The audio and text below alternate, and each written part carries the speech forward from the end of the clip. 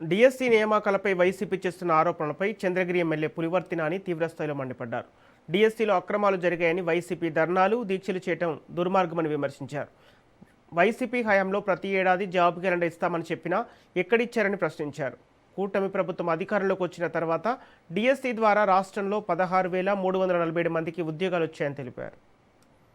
గొడ్డల పార్టీలో జగన్మోహన్ రెడ్డి గారి నాయకత్వంలో ఆయన కన్నుసన్నుల్లో ఈ వైసీపీ నాయకులు చేస్తున్న విష ప్రచారం దుర్మార్గంగా ఉంది. ఈరోజు మీ ద్వారా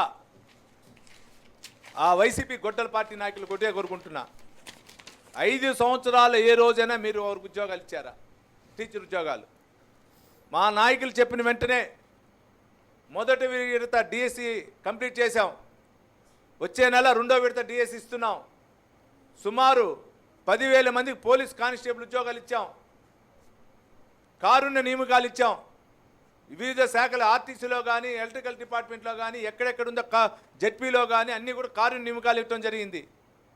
మీలాగా ఎక్కడ కానీ తప్పుడు విధానాల్లో గ్రూప్ 1 సంబంధించిన ఎగ్జామ్స్లో సంబంధం లేని వ్యక్తుల ద్వారా దిద్ది ఈరోజు కోర్టు ద్వారా ఎవరైతే ఆ గ్రూప్ 1లో సెలెక్ట్ అయ్యారో 163 మంది సుమారు వాళ్ళందరినీ ఈరోజు నాన్ లోకల్ పోస్టుకి వేయించే పరిస్థితి వచ్చిందంటే మీ గొడ్డల పార్టీ వల్లే. ఈ గొడ్డల పార్టీలో జగన్మోహన్ రెడ్డి గారి నాయకత్వంలో ఆయన కన్నుసన్నుల్లో ఈ వైసీపీ నాయకులు చేస్తున్న విష ప్రచారం దుర్మార్గంగా ఉంది. ఈరోజు మీ ద్వారా ఆ వైసీపీ గొడ్డల పార్టీ నాయకులు కొట్టే కోరుకుంటున్నా, 5 సంవత్సరాలు ఏ రోజైనా మీరు వారికి ఉద్యోగాలు ఇచ్చారా?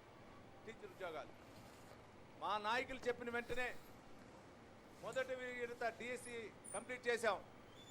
వచ్చే నెల 2వ విడత డిఎస్సి ఇస్తున్నాం. సుమారు 10,000 మందికి పోలీస్ కానిస్టేబుల్ ఉద్యోగం